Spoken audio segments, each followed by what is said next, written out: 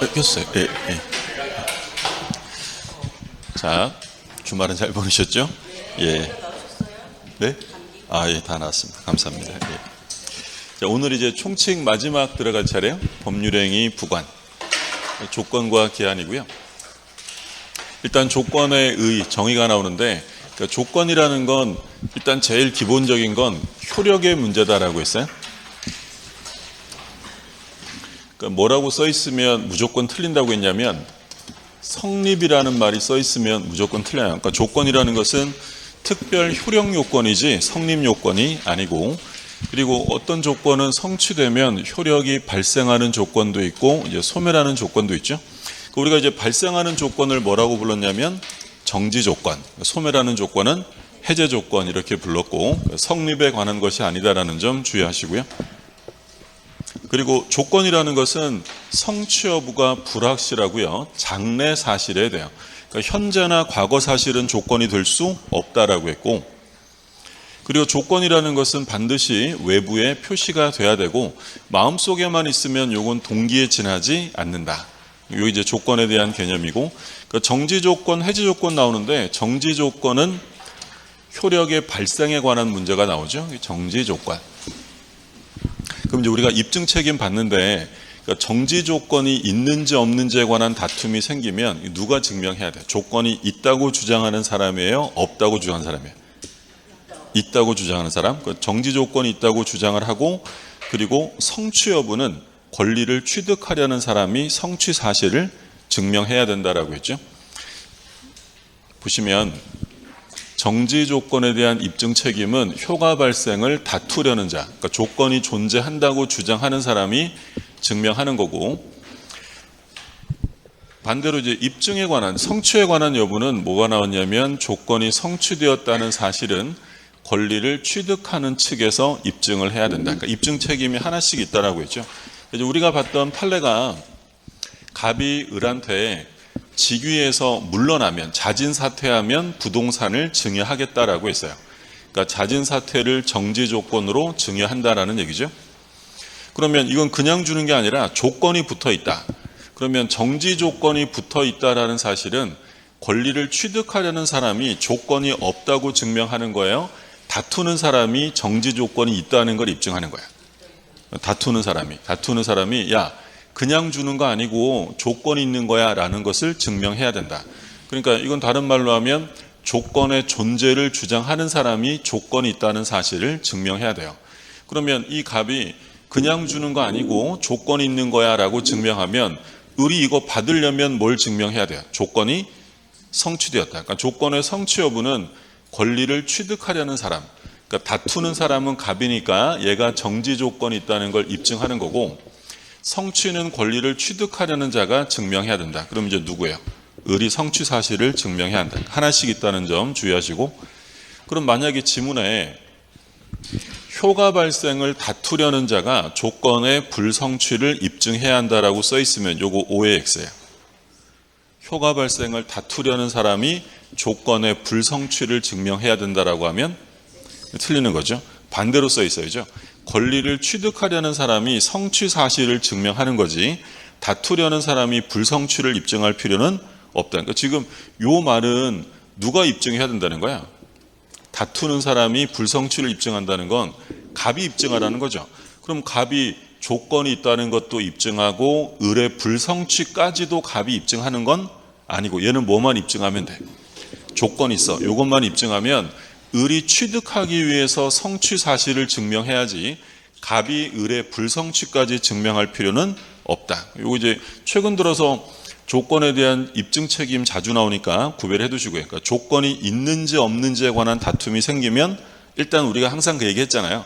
존재 사실은 추정되지 않기 때문에 존재를 주장하는 사람이 증명해야 되고, 그럼 존재가 증명되면 권리를 취득하려는 사람이 내가 이걸 성취했어 라고 증명해야 된다라는 얘기예요. 그게 이제 나와 있는 내용이고, 그 다음에 해제 조건은 효력이 발생되는 조건이 아니라 소멸하는 조건이죠. 소멸. 그래서 우리가 약혼예물 판례 봤었죠. 약혼예물의 수수라는 것은 혼인의 불성립을 무슨 조건으로 한다고 했냐면 해제 조건으로 하는 증여다라고 했어요. 그러니까 우리가 이제 그 얘기 했었잖아요. 해제 조건이라는 말이 써 있으면 요 뒤에 나와 있는 법률행위는 현재는 효력이 있는 거예요, 없는 거예요? 그러니까 A를 해제 조건으로 B 한다 이렇게 표현하면 요 B라는 법률행위가 지금 효력이 있다 없다. 해제 조건은 성취되면 효력이 발생해요, 소멸해요? 소멸하려면 지금 효력이 있을까 없을까? 있으니까 소멸하겠지. 그러면 B라는 행위가 현재 효력이 있는데 A라는 사실이 이루어지면 효력이 소멸하는 거고, 반대로 A 정지 조건 B라고 돼 있으면 지금 현재 B라는 법률행위가 효력이 있는 거예요, 없는 거예요? 없는 거고, A라는 사실이 이루어지면 그때 효력이 생긴다. 시험의 합격을 정지 조건으로 부동산을 증여한다라고 하면 지금은 증여의 효력이 없지만 언제 생기는 거예요? 합격하면. 그게 이제 정지 조건이고, 그러면 약혼 예물은 혼인의 불성립을 해제 조건으로 한 증여니까 일단 증여의 효력이 생기는데 언제 없어지는 거예요? 만약에 결혼을 못하면, 혼인에 이르지 못하면 증여는 소멸된다라고 했던 거고요.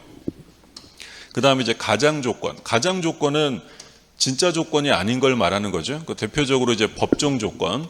그러니까 법정 조건은 우리가 당사자가 의사표시로서 붙이는 게 아니라 얘는 어디에 정해져 있냐면 법률에 의해서 정해져 있어요.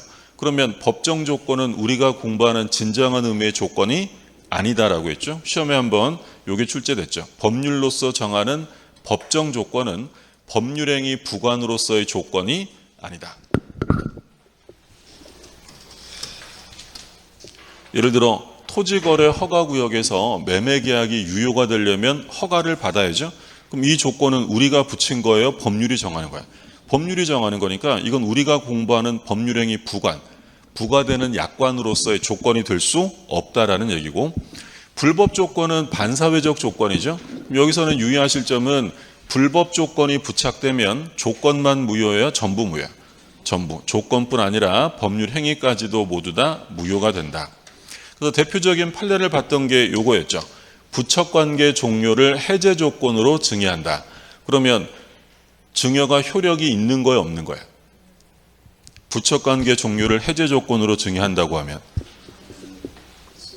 그러니까 이 지문마다 다르게 막 해석하려고 하지 마시고 해제 조건이 써 있잖아요. 그럼 뒤에 있는 건 현재 효력이 있는 거예요, 없는 거예요? 있는 거지. 있는 건데 앞에 사실이 이루어지면 없어지는 거잖아요. 그러면 이 증여가 현재 효력이 있는 거예요, 없는 거예요?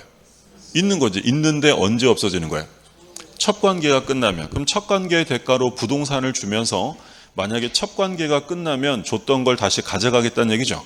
반사회적 조건이고, 그럼 불법 조건이 붙으면 조건만 무효가 되는 것이 아니라 법률행위까지 모두 다 무효다. 그러니까 조건 파트에서는 조건만 분리해서 무효가 된다 이런 말로 오면 무조건 틀리는 거예요. 법률행위까지 모두 다 무효.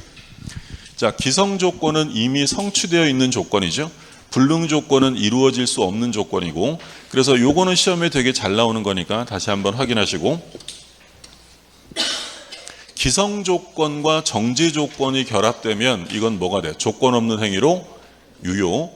해제 조건이랑 결합하면 뭐였어? 우리가 기해무, 불정무도 하고 이런 것도 있잖아요. 기성 조건은 플러스, 불능 조건이면 마이너스. 정지 조건은 효력이 생기는 거니까 플러스, 얘는 마이너스. 얘 플러스, 마이너스. 곱하기 했었죠. 플러스 플러스니까 뭐가 된다? 플러스. 플러스 마이너스는 마이너스.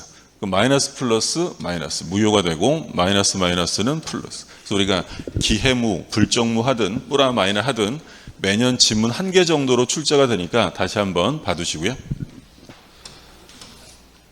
그러면 조건을 붙일 수 없는 법률행위는 대표적으로 어떤 게 있었냐면 단독행위죠.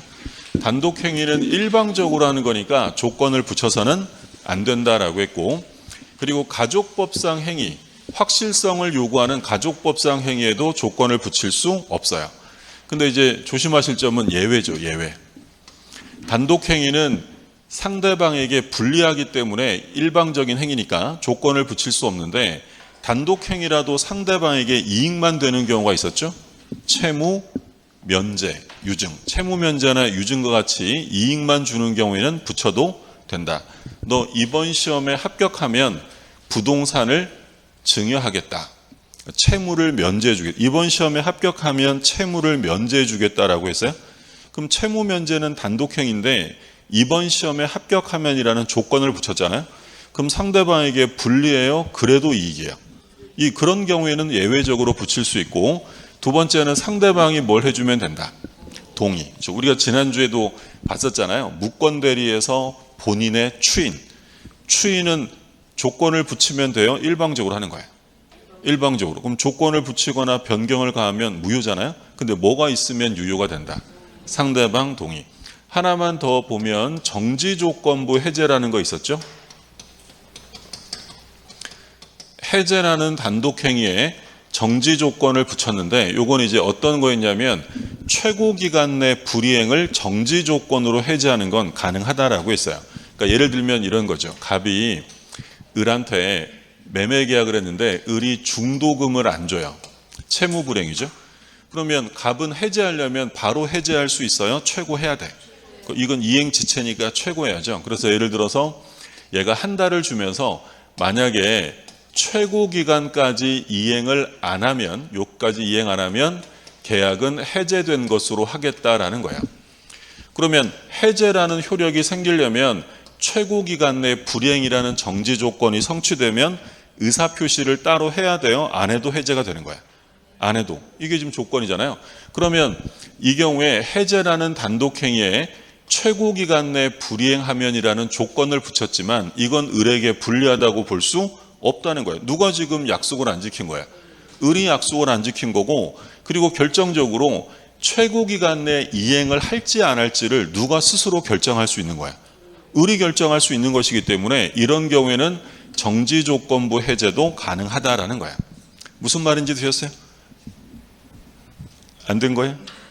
해제는 계약의 단독행위야. 해제는 단독행위야. 단독행위에 조건 붙이면 원래 안 되잖아요. 근데 예외적으로 최고 기간을 주고 최고 기간까지 이행 안 하면 해제하겠다. 이게 정지조건부 해제야. 그러면 해제에 최고 기간까지 이행하지 않으면이라는 조건을 붙이긴 했지만 이건 누가 선택할 수 있다. 을이 선택할 수 있는 거니까 일방적인 걸로 보지 않는다는 거야. 그러니까 이런 경우에는 예외적으로 해제지만 조건을 붙이는 거 상관없다라는 거죠. 가족법상 행위에는 조건을 붙일 수 없는데 예외적으로 유언 같은 경우에는 붙일 수 있다. 얘는 가족법상 행위라서 시험에 나온 적은 한 번도 없고, 그러니까 시험에 나오면 조건을 붙일 수 없는 건 단독행위다. 근데 예외적으로 붙일 수 있는 건 상대방에게 이익만 되는 경우. 이익만 되는 경우는 뭐가 있었어요? 채무면제, 유증. 그랬어요, 그죠? 예. 월요병이 지금 짙은 것 같은데. 채무면제 유증은 유리하니까 붙여도 되고, 두 번째는 상대방이 동의해주면 가능하고, 그리고 정지조건부 해제라는 것도 가능하다라고 본 거예요. 조건의 성취와 불성취의 의제인데, 조건 성취로 인해서 불이익을 받을 당사자가 신의 측에 반하여 조건 성취를 방해했다면 상대방은 그건 성취된 거다라고 주장할 수 있다. 이게 성취의 의제죠. 근데 성취의 의제에서는 주의하실 점이 의제 시점이었는데, 방해가 있으면 즉시예요? 아니면 추산되는 시점이에요? 추산되는 시점. 방해, 의제 시점이 중요한데, 신의 측에 반하는 행위가 없었더라면 조건이 성취되었으리라 추산되는 시점이지 방해 즉시가 아니다라고 했어요. 그러니까 우리가 이제 들었던 예가 뭐 있었어요? 어떤 회사에서 사장이 직원한테 우리 회사에서 5년간 계속 근무하면 직원용 아파트를 하나 사주기로 했어요. 그럼 5년간 근무하면이라는 조건이 성취되면 불이익을 받을 사람은 사장이에요? 직원이에요? 사장이지. 그럼 직원은 좋은 일이니까 열심히 일합니다. 4년이 넘어가니까 위기감을 느낀 사장이 부당 해고시켰어요. 그럼 지금 사장이 뭐 했냐면 신의 측에 반하여 조건 성취를 방해한 거지. 그러면 직원은 뭐라고 주장할 수 있다는 거야? 이 조건은 성취된 거야. 아파트 사내라고 주장할 수 있다는 거야. 근데 그 시점이 언제냐? 그걸 묻는 거예요. 부당 해고 즉시예요? 5년은 돼야 돼. 5년은 돼야 돼. 그러니까 방해가 있었을 때 즉시가 아니라 방해가 없었더라면 조건이 성취되었으리라 추산되는 시점인 거지. 방해 즉시라고 써 있으면 틀리니까 유의하시고. 그리고 여기서 말하는 방해, 이 방해라는 것은 꼭 고의에 의한 경우뿐만 아니라 과실에 의한 경우도 포함된다. 그러니까 고의뿐 아니라 과실에 의한 방해까지도 들어간다라는 점.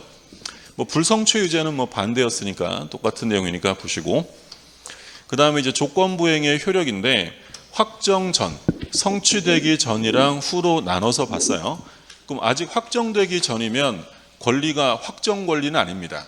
그래도 자 148조 조건 있는 법률행위 당사자는 조건의 성부가 미정한 동안, 아직 확정이 되지 않았어요.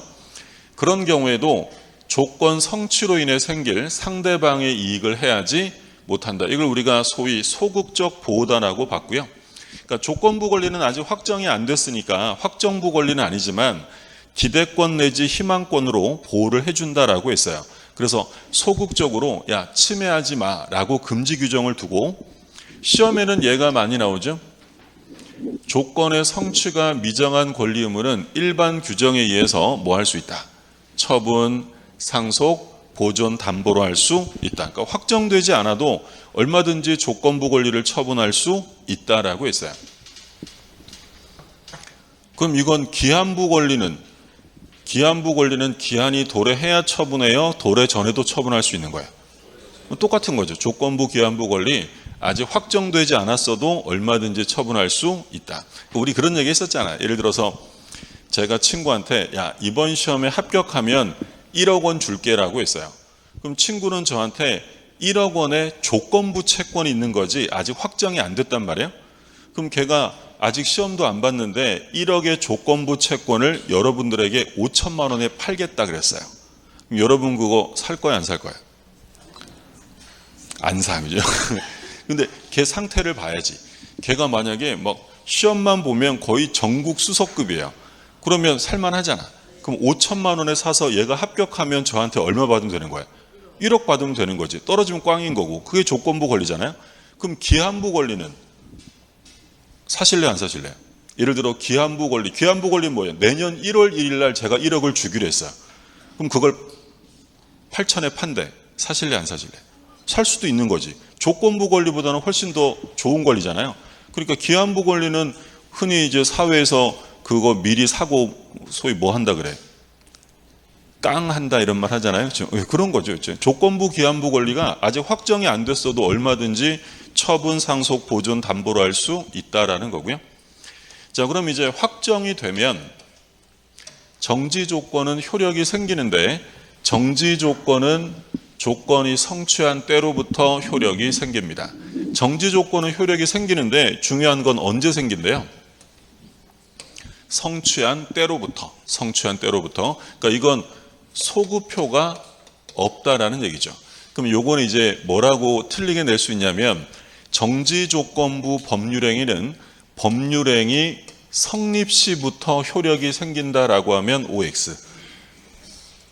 예를 들어 조건부 증여계약에서 조건이 성취되면 증여계약 시부터 효력이 생긴다라고 하면 OX. 틀리는 거죠. 이 성립 시라는 건 뭘 말하는 거예요? 소급효가 있는지를 묻는 거잖아요. 그러니까 계약 성립 시부터 생기는 게 아니라 조건이 성취된 때로부터 생기는 거고, 해제 조건이면 효력을 잃는다, 소멸하는 거죠. 얘도 똑같죠. 언제부터야? 성취한 때로부터. 소급효 없습니다. 근데 사망에 보시면 당사자가 조건 성취 효력을 성취 전에 소급하게 할 의사를 표시했다면 그 의사에 의한다. 자, 주의하셔야죠. 그러니까 1항, 2항에서는 조건부 권리는 소급효가 없음을 규정하고, 사망에서는 당사자의 의사로 소급효를 부여할 수도 있다라는 거야. 그럼 정리하면 조건은 원칙적으로 소급효가 있어요, 없어요? 원칙은 없는 거야. 없는 건데 당사자의 특약으로 소급효를 부여할 수 있다라는 거죠. 그럼 이게 우리 뭐랑 비교했던 거야? 기한은 절대로 소급효가 있을 수 없고요. 만약에 당사자 특약으로 기한 도래에 소급효를 부여하면 그건 무효입니다. 그래서 꼭 기억하실 점, 기한은 절대적 비소급효다라고 했어요. 특약이 있어도 소급하지 않는다. 자, 정리하면 조건 기한의 공통점. 조건 기한은 둘 다 소급효가 있다 없다. 둘 다 없어요. 똑같아. 근데 차이점은 조건은 당사자 특약으로 소구표를 줄 수도 있는데 기한은 절대로 소구표를 줄 수 없다라는 점 주의하시고, 그래서 조건 성취는 소구표하지 않고요. 특약으로 소구표를 인정할 수 있는데 제3자를 해하지는 못한다라고 되어 있고, 자, 기한은 뭐 종류가 시기와 종기, 효력이 생기는 때가 뭐예요? 시기, 효력이 소멸되는 때가 종기, 이렇게 되어 있고, 그리고 확정기한과 불확정기한. 기한이라는 건 일단 도래 여부가 확실한데 언제인지까지 정해져 있으면 확정기한이고, 언제인지 모르겠다 이러면 불확정기한. 그래서 우리가 기초 강의할 때 조건기한 막 구별했었잖아요. 그러니까 예를 들어서 비가 오면 우산을 사줄게. 비가 오면. 이거 조건이에요, 기한이에요? 비는 와야 안 와요? 확실하지. 그럼 기한이죠. 언제 와요? 모르지. 그러니까 그게 뭐예요? 불확정 기한이지. 그렇죠? 그럼 예를 들어 추석이 오면, 이건 뭐야? 추석은 반드시 오니까 기한이잖아요. 근데 언제 오는지 날짜가 정해져 있죠. 그럼 이건 확정 기한 이렇게 부르는 거죠. 내일 비가 오면, 내일은 비가 와야 하나요? 모르지. 그럼 불확실하면 뭐야? 조건이지. 그렇죠? 이럴 거예요?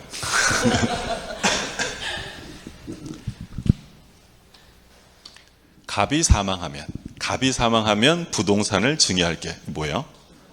갑은 사망할 테니까 조건이요, 기한이에요? 일단 기한이지. 언제 사망해요? 모르지. 그럼 무슨 기한이에요?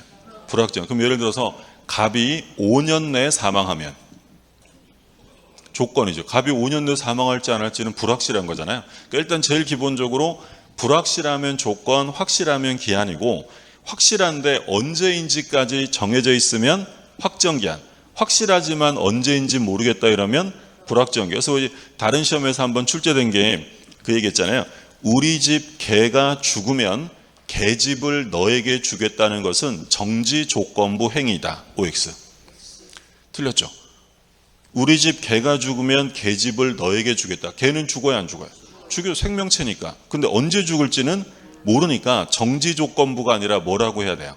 불확정기한부 행위다라고 하는 거죠. 그 얘기였고, 자, 똑같은 내용 나옵니다. 기한이 아직 도래하기 전일 수도 있고 도래한 후일 수도 있는데, 그러면 아까 도래 전의 효력 조건부랑 똑같이 소극적인 보호가 있었고 적극적인 보호가 있었죠. 아까 소극적 보호에서는 뭐야? 건들지 마. 침해 금지. 요게 소극적 보호였고, 적극적 보호는 아직 확정되진 않았지만 기한이 도래 전이지만 얼마든지 뭐 할 수 있다. 처분, 상속, 보존, 담보로 할 수 있다. 이건 아까 조건부 권리와 동일합니다. 그 권리를 그냥 그대로 준용 규정을 두는 거예요. 그래서 기한부 권리도 침해하면 안 되고 기한 도래 전이라도 처분, 상속, 보존 또는 담보로 할 수 있다라고 했어요. 똑같은 얘기고. 자, 그럼 기한 도래 후의 효력인데, 기한이 도래하면 시기와 종기가 있잖아요. 시기는 효력이 생기는 때를 말하고 종기는 효력을 잃는 때를 말하는데, 근데 언제부터인지 확인하셔야죠. 시기는 언제부터 효력이 생겨요? 기한이 도래한 때부터. 뭐가 없다? 소구표 없는 거고, 종기도 기한이 도래한 때부터 효력을 잃는다라고 했어요. 근데 아까 조건은 사망해서 당사자 의사가 있으면 그 의사에 따른다라고 했는데, 기한은 사망이 없어요. 소구표를 줄 수 있다 없다? 절대로 안 돼. 절대로. 그래서 기한 도래에는 소구표가 있을 수 없고요. 이건 절대적이고 당사자가 특약을 해도 그 특약 자체가 무효다. 자, 그 다음에 기한의 이익. 기한은 채무자 이익을 위한 것으로 추정한다. 일단 기한의 이익은 누구를 위한 거냐면 채무자고, 그럼 시험에 가장 기본적으로 틀리게 내면 기한은 채권자 이익을 위한 것으로 추정한다 이러면 틀리겠죠. 채무자고요. 그리고 좀 시험이 좀 지저분하게 내면 요 추정한다를 바꿔서 본다라고 써 있으면 틀립니다. 간주 규정은 아니에요. 그러니까 기한의 이익은 채무자를 위한 것으로 추정하는 거지 간주하는 것은 아니다. 기한이익은 스스로 누리는 거니까 포기할 수 있고요. 포기하더라도 상대방의 이익을 해서는 안 된다라고 했어요. 자, 예를 들어서 갑이 을한테 돈을 1억 원 빌려줬어요. 1월 1일 날 빌려줬고 변제기는 12월 31일이에요. 갑이 채권자, 을이 채무자. 그러면 이 을은 12월 31일까지 돈을 안 갚아도 되잖아요. 그럼 기한이익은 누구한테 있는 거야? 채무자. 이게 만약에 무이자예요. 무이자. 이자 없이 1년간 돈을 빌려 쓰기로 했대. 그럼 기한이익은 누구에게만 있는 거야? 채무자에게만 있고 채권자는 아무런 이득이 없죠. 근데 만약에 이자를 받기로 했대. 이자부 소비대차. 갑은 매달 이자 10만 원씩 받기로 했대요. 그럼 기한이익은 누구한테 있어요? 둘 다에게 있는 거지. 그러면 을은 1년간 돈을 안 갚아도 되는 이익이 있고 갑은 매달 이자를 받을 이익이 있으니까 쌍방에게 기한이익이 있는 거죠. 그러면 임대차 계약을 하면 기한이익은 누구한테 있다고 그랬어요? 둘 다. 임차인은 약정기간 사용할 수 있고 임대인은 뭘 받아요? 차임을 받을 거 아니에요. 그럼 둘 다 기한이익이 있는 거야?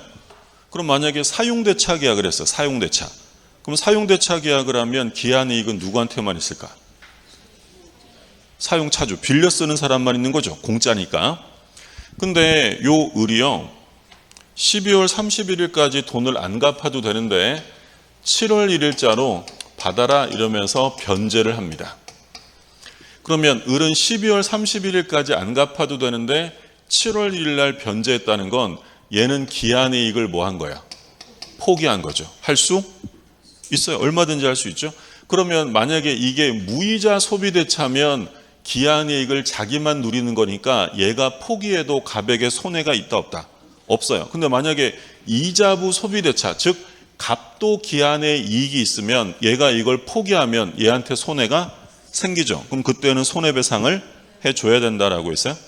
그럼 만약에 지문에 상대방에게도 기한에 이익이 있다면 이를 포기하지 못한다라고 하면 OX. 틀려요. 상대방에게 이익이 있어도 포기할 수 있어요. 대신 뭘 해줘야 돼? 손해배상 해야죠. 그래서 우리가 그 얘기 했었잖아요. 예를 들어 은행에서 돈을 빌렸는데 돈을 빨리 갚으면 은행이 기한이익을 침해당하는 거죠. 그럼 그때 뭐 물어내라 그래? 중도상환 수수료 물어내라고 하잖아요. 그럼 그건 자기들의 기한이익이 침해당했으니까 거기에 대한 책임을 져라 이런 얘기고. 그래서 포기 보시면 기한이익은 이를 포기할 수 있어요. 근데 상대방의 이익을 해야지 못하기 때문에 상대방에게 손해가 있으면 여기에 대한 배상 책임은 져야 된다라고 했어요. 근데 다음에는 뭐가 나와? 기한이익이 상실된다는 말이 나와요. 그럼 느낌이 다르지. 포기라는 건 내가 스스로 하는 거지만 상실은 뭐야? 당하는 거지. 그럼 상실, 기한이익의 상실을 당했다는 건 채무자에게 뭔 문제가 생겼다는 거야. 그럼 채무자에게 어떤 문제가 생기면 기한이익이 상실당한다 그랬어요? 첫 번째는 담보의 손상, 감소, 멸실. 두 번째는 채무자가 담보 제공 의무를 이행하지 않았을 때. 세 번째는 채무자가 파산했을 때. 이런 경우에는 기한이익 상실 사유죠. 그러니까 갑이요, 을한테 돈을 빌려주고 저당권을 설정을 했어요. 1억 원. 자, 1월 1일 날 빌려줬고 변제기는 12월 31일입니다. 그런데 요 채무자가요, 7월 1일경에 요 담보물을 이따만큼 때려 부쉈대. 얘가 지금 뭐 한 거야? 담보를 손상시켰지. 담보를 손상, 감소, 멸실케 했다. 얘가 7월 1일 날 담보를 손상, 감소, 멸실케 하면 얘는 기한이익이 상실당하는 거야? 그러면 갑이 을한테 야, 너 왜 그랬어?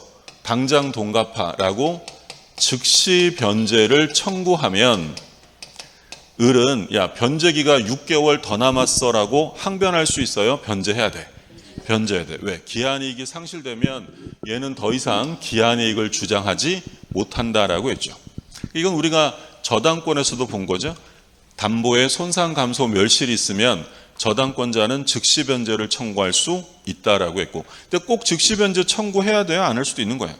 안 할 수도 있고 담보물을 보충하라라고 담보물 보충을 청구할 수도 있다라고 했던 거고, 세 가지 기억해 두시고요.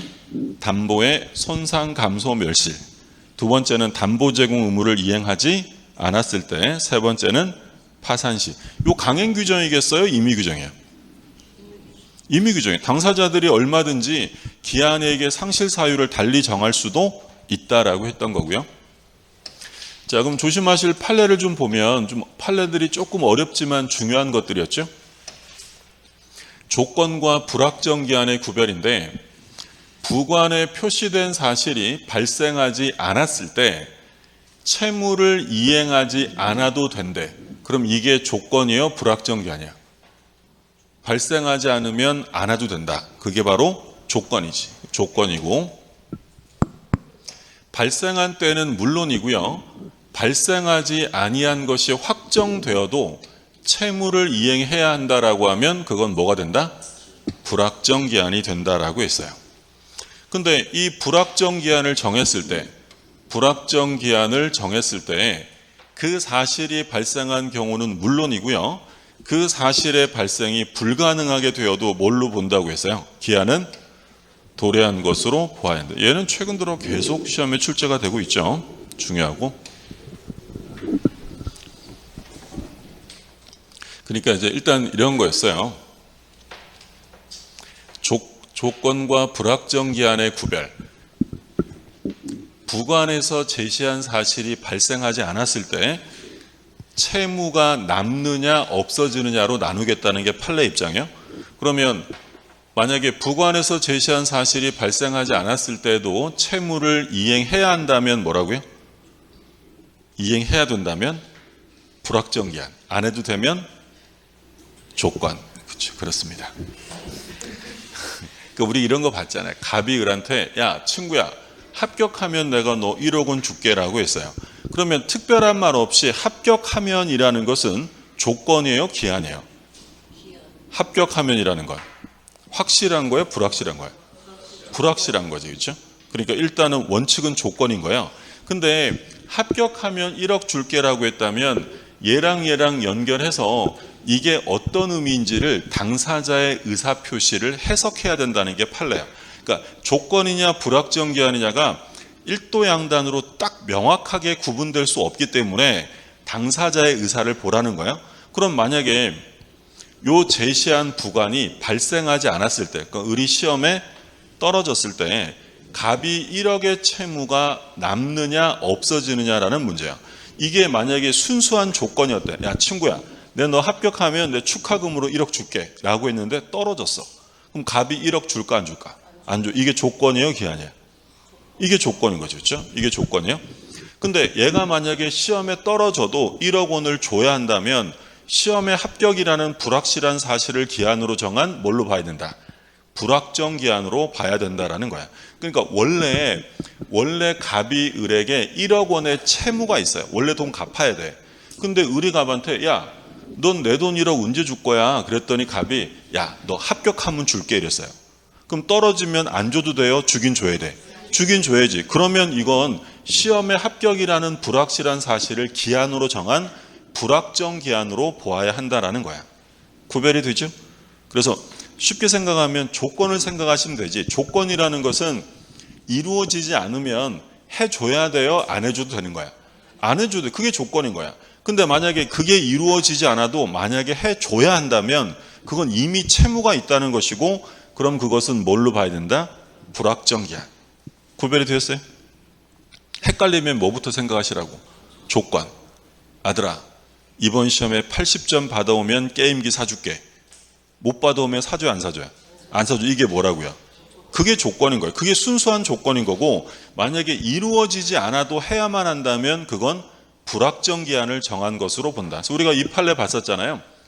갑이 을한테 임대차를 해줬어요. 그럼 얘가 이제 보증금을 줬겠지. 얘가 보증금을 줬어요. 근데 이제 이 보증금을 언제 갑이 을에게 돌려주기로 약속을 했냐면, 이 부동산이 제3자에게 임대가 되면, 딴 사람에게 임대가 되면 그때 보증금을 돌려주기로 했대.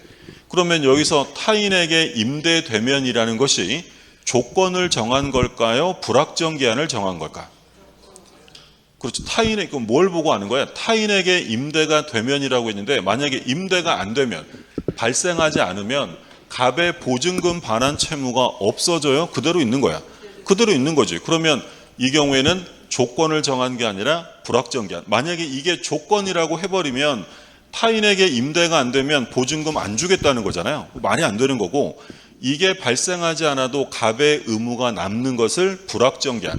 그러면 기한은 언제 도래하는 거야? 임대가 되면 기한이 도래했으니 보증금을 빼줘야지. 근데 문제가 된 건 이게 불가능해졌다라는 거야.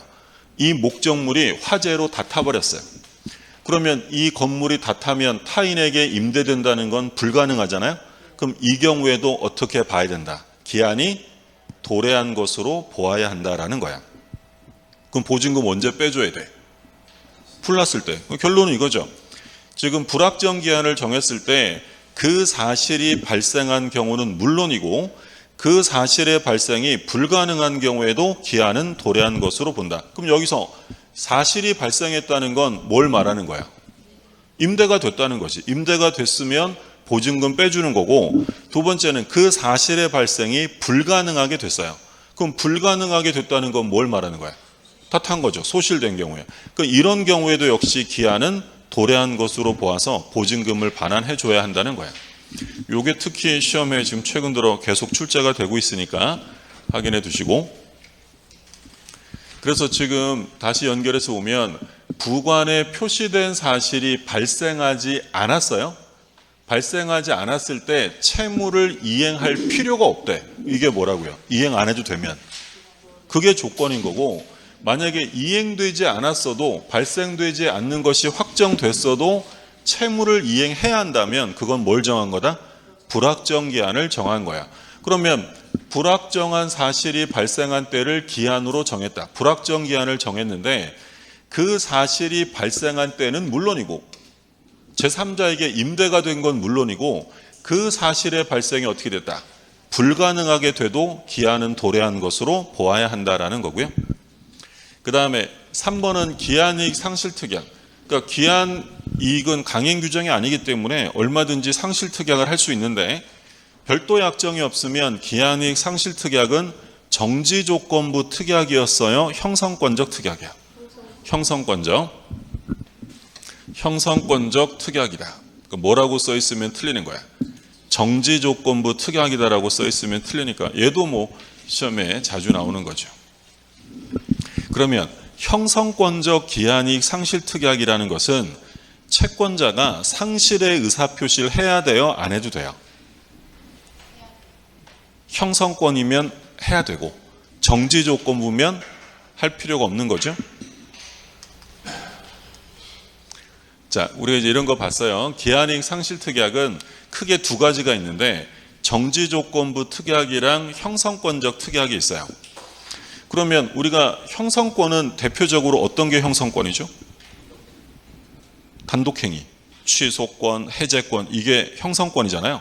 그러면 취소, 해제는 저절로 효력이 생겨요? 의사표시를 해야 해야 되고, 그러면 정지 조건, 조건이라는 것은 성취가 되면 따로 의사표시 해야 돼요? 성취로서 효력이 생기는 거야. 성취로서. 그러면 정지조건부 특약이라고 하면 의사표시를 따로 할 필요가 없고요. 당연히 조건 성취로서 상실되는 거야. 그런데 형성권이라는 건 의사표시를 해야 된다. 당연 상실이 아니라 의사표시가 필요한 거죠. 그러니까 예를 들어서 제가 친구한테 돈을 빌렸는데 1년간 돈을 빌려 쓰기로 했어요. 근데 이제 특약을 했어요. 만약에 내가 2달치 이자를 못 내면 기한이익은 상실되는 것으로 하자라고 특약을 했어요. 근데 만약에 이 특약이 정지조건부 특약이라면 제가 2달치 이자를 못 내면 친구가 상실의 의사표시를 해야 상실이에요? 당연 상실이에요? 당연 상실이고, 만약에 이게 형성권적 특약이라면 제가 2달 이자를 안 냈다고 바로 상실이 아니라 친구가 상실의 의사표시를 해야 상실되는 거야. 그러면 특별한 약정이 없으면 우리 판례는 둘 중에 뭘로 보겠다는 거야? 형성권적 특약으로 본다. 정지 조건부가 아니라. 그러니까 우리 지금까지 시험은 계속 뭐만 내냐면 기한이익 상실 특약은 특별한 약정이 없으면 정지 조건부 특약으로 추정한다. 틀리는 거야? 뭐라고 해야 돼? 형성권적. 요것만 단어만 가지고 시험에 냈는데 이제 계속 냈기 때문에 내용을 물어볼 수 있어요. 그럼 이제 내용을 물어보면 기한이익 상실 특약은 특별한 약정이 없으면 채권자의 의사를 기다리지 않고 상실된다라고 하면 OX. 틀리는 거죠. 지금 채권자의 의사를 기다리지 않고 상실된다는 건 뭘 말하는 거야? 정지 조건부 특약이에요. 의사 표시가 있어야 돼. 우리 판례는 뭘로 보냐면 형성권적 특약이다. 여기까지가 이제 조건이에요.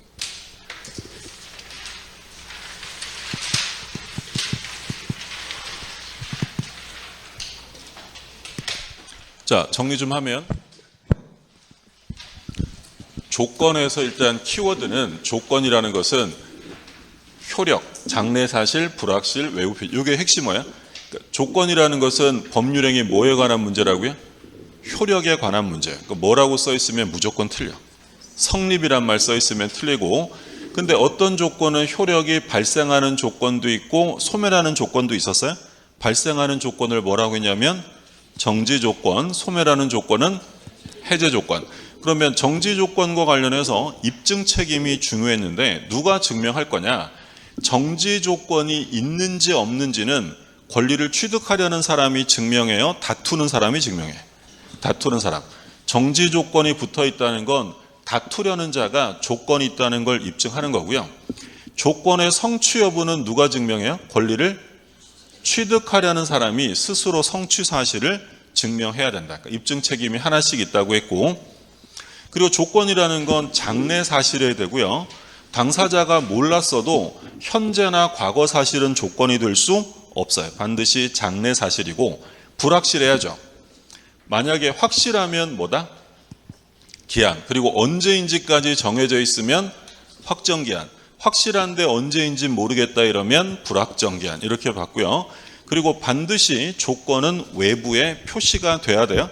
마음속에만 있으면 그건 동기일 뿐이고 외부에 표시가 돼야 된다.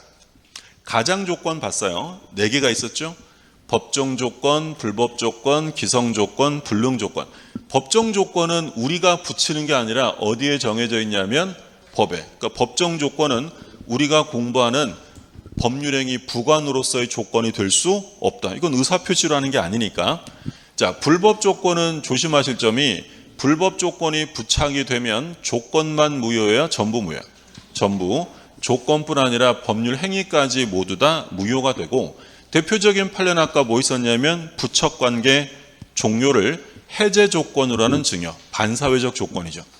이게 왜 반사회적이라고 그랬어요? 만약에 첩관계의 대가로 부동산을 하나 받았는데 만약에 이 조건이 유효라면 첩관계를 끝내면 뭘 돌려줘야 돼? 부동산 돌려줘야 되잖아요. 그러니까 이건 적법한 관계로 돌아가는 걸 어렵게 만드는 반사회적 조건이고요. 얘는 이제 연결되는 거. 기성 조건이 정지 조건과 결합되면 유효다, 무효다? 유효죠. 그렇죠?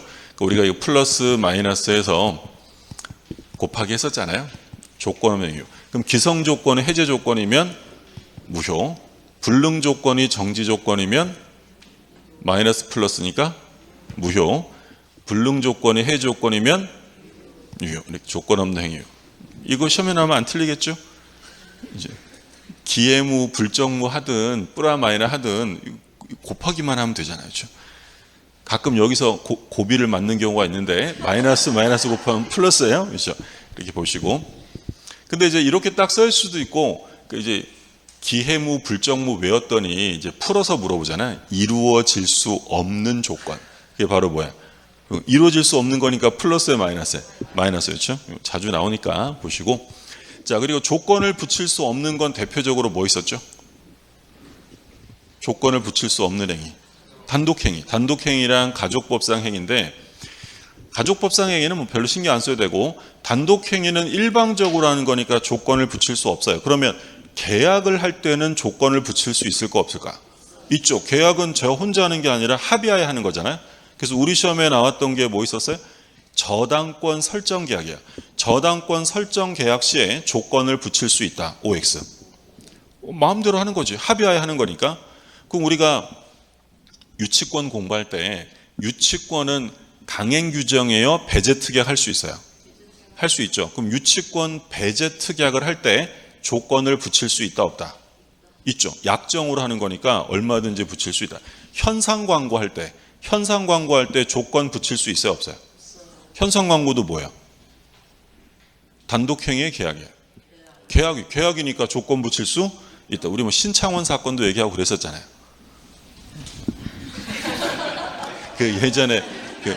예전에 신창원 기억나시잖아요. 기억 안 나요? 신창원 안 나요? 탈옥범. 이상한 티셔츠 입어가지고 막 티셔츠가 겁나게 팔리고 그랬던 적도 있고, 걔가 이제 탈옥을 했는데, 그때 당시에 90년대인가 그랬죠? 그때 당시에 우리나라 현상금 중에 최고가 붙었어요. 그때 5천만 원인가 그랬던 것 같은데, 그러니까 거기에 뭐가 붙었냐면, 제보를 해서 검거하면 5천만 원 주겠다고 한 거야. 그게 바로 뭐 한 거예요, 지금? 현상 광고 한 거잖아요. 근데 제보해서 뭐 하면? 검거하면 5천만 원 준다 그랬어요. 근데 이제 어떤 일이 있었냐면, 이 신창원이가 맥주집에서 맥주를 먹고 있는데 시민이 신고를 한 거예요. 그래서 경찰들이 급습을 했지. 다 신분증 조사하고 나중에 팔뚝에 문신 확인하고 잡았어요. 잡아가지고 경찰차에 태웠고, 경찰차에서 내려서 경찰서로 들어가는 도중에 신창원이 경찰을 폭행하고 도망갔어요. 자, 여기서 이제 문제가 된 거죠. 제보한 사람은 5천만 원 달라는 거야. 그러니까 경찰들은 뭐래? 그 나라에서는 검거하면이잖아. 근데 검거가 안 됐다는 거지. 이게 대법원까지 간 사건이에요. 검거의 의미를 가지고 이게 검거냐 아니냐 이게 문제죠. 근데 대법원은 이건 검거다. 돈 줘라 이것들아. 이렇게 된 거예요. 그러니까 지금 일단 잡아가지고 경찰서에 못 집어넣었다고 검거가 아닌 게 아니라 일단 잡았으니까 뭐 하는 거야? 검거였죠. 예.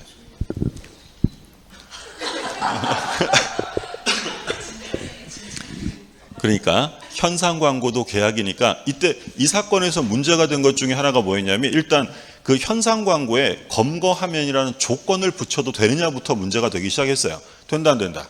된다. 우리 판례도 이 현상 광고는 계약이니까 조건을 붙이는 게 가능하다라고 판시한 거예요.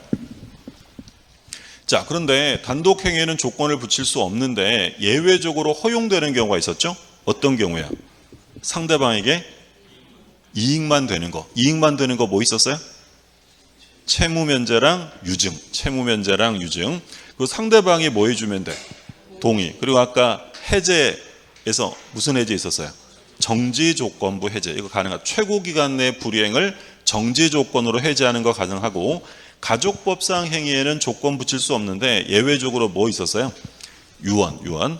또 뭐 약혼에도 붙일 수 있는데 뭐 그 시험에는 안 나오니까 특히 단독 행위 좀 조심하시고, 그리고 우리가 조건의 성취와 불성취의 의제를 봤는데, 조건 성취의 의제라는 것은 신의 측에 반해서 조건 성취를 방해했다면 이건 성취된 것이라고 주장할 수 있다라고 했어요. 근데 중요한 건 의제 시점이죠.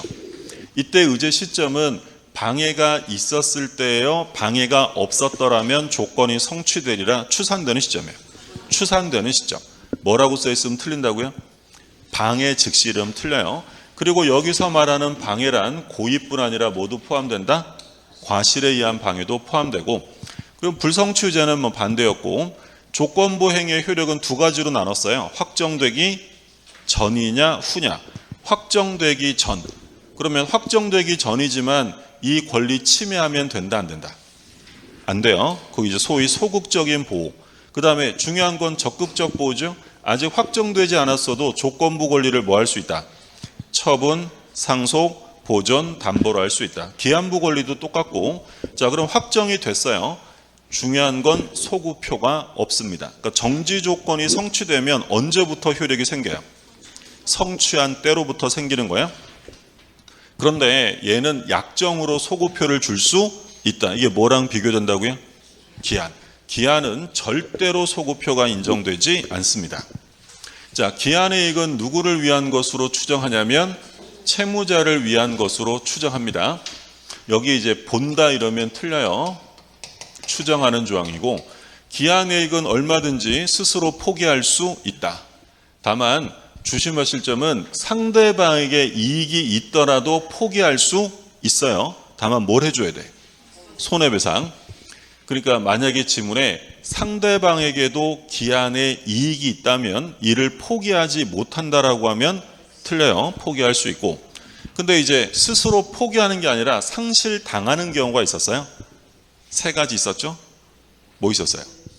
담보의 손상, 감소, 멸실. 두 번째는 담보 제공 의무를 이행하지 않아요. 채무자가 알았어, 내가 저당 잡힐게, 담보 제공해 줄게 라고 했는데 이행을 안 하면 기한이익 상실이고, 세 번째는 채무자가 파산한 경우에, 자, 이렇게 되면 더 이상 채무자는 기한이익을 주장할 수 없다라고 했어요. 자, 그리고 주의하실 판례, 제시한 부관이 있는데 부관에서 제시한 사실이 발생하지 않았을 때 그래도 채무를 이행해야 되면 조건이에요, 불확정기한이에요? 이행을 해야 되면 불확정기한이죠. 안 해도 되면 조건. 시험에 떨어지면 1억 원을 안 줘도 된다면 그건 조건이에요, 기한이야? 조건인지 조건. 근데 어차피 줘야 될 돈이면 시험에 떨어졌다고 떼먹으면 안 되잖아요. 그럼 뭐가 된다? 불확정기한, 면 조건. 근데 불확정기한을 정했어요. 불확실한 사실을 기한으로 정했는데 그 사실의 발생이 불가능해졌대. 그럼 뭘로 본다고요? 기한은 도래한 것으로 본다. 타인에게 임대되면 보증금 빼준다고 했는데 그게 불나버렸다? 그러면 불가능해졌으니까 역시 기한은 도래한다. 기한이익 상실특약은 정지조건보다 형성권적이다. 형성권적 특약이다라는 게 판례였죠. 이 정도 정리 잘 해두시고 문제 하나 볼까요? 올해 변리사 기출인데, 자, 옳은 것을 모두 고릅니다. 기억. 조건이 법률행위 당시 이미 성취한 것인 경우에 그 조건이 해제 조건이면 법률행위는 조건 없는 법률행위로 한다. 뭔 말인지 아시겠어요? 이미 성취했대. 무슨 조건이요? 기성 플러스지, 플러스. 그러면 해제 조건이면 마이너스. 그럼 플러스 마이너스 곱하면 마이너스. 틀렸죠. 조건 없는 행위가 아니라 뭘로 해야 돼? 무효. 니은. 조건이 법률행위 당시 이미 성취할 수 없는 거래요. 불능 조건이네? 뭐예요? 마이너스. 근데 그 조건이 뭐래? 정지조건. 마이너스 플러스니까 마이너스. 무효로 한다. 옳은 지문. 원래 이런 유의 이런 형태의 지문은 지문 한 개 정도만 내는 게 일반적이에요. 이게 중요해, 안 중요해?